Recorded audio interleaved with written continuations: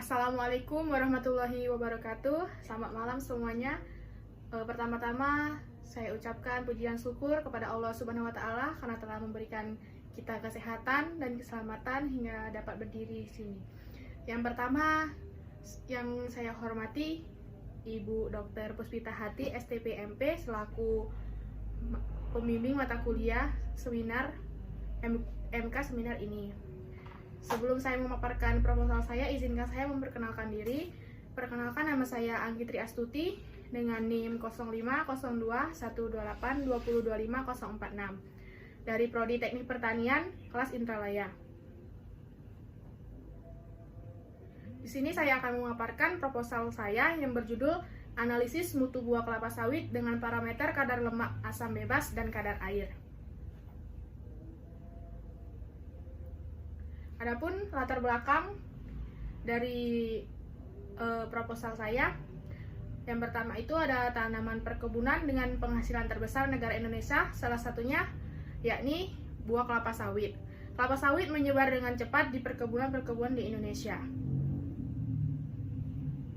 Adapun tujuan dari proposal penelitian saya yaitu untuk mengetahui mutu buah kelapa sawit dengan parameter kadar asam lemak bebas dan kadar air. Adapun di sini penampang buah kelapa sawit, yang pertama yang terluar ini adalah kulit buah, yang keduanya ada daging buah, yang ketiga cangkang tempurung, dan yang keempat adalah biji karmel atau endosperm.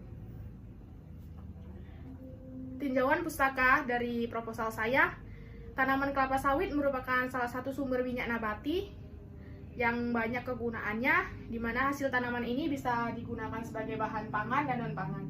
Di sini bahan non-pangan misalnya contohnya minyak sayur, dan non-pangan bisa untuk bahan tekstil.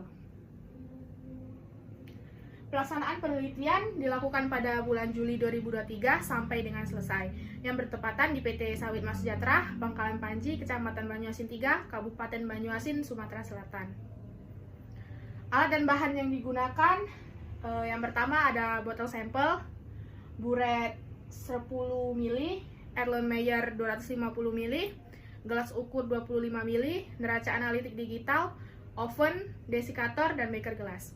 Adapun bahan yang saya gunakan yaitu sampel minyak CPO, indikator timol blue 40, isoheksan, larutan KOH 0,1N, dan alkohol 96%. Adapun metode penelitian yang saya gunakan, dengan menggunakan metode sampling dan metode analisa. Metode yang digunakan dalam menganalisa kadar air dan kadar asam lemak bebas adalah dengan metode gravimetri dan titrametri.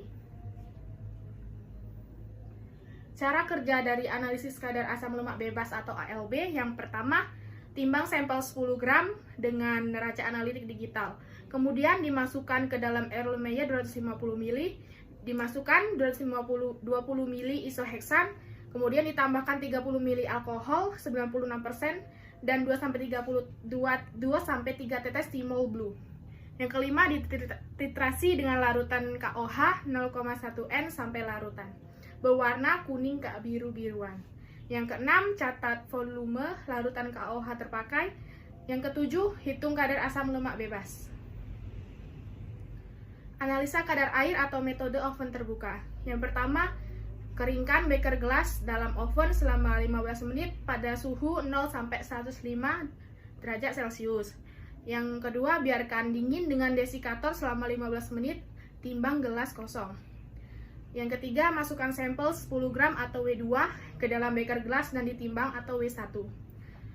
Yang keempat, dipanaskan di dalam oven selama kurang lebih 3 jam pada suhu 105 derajat Celcius. Yang kelima, dinginkan sampel dalam desikator selama 15 menit.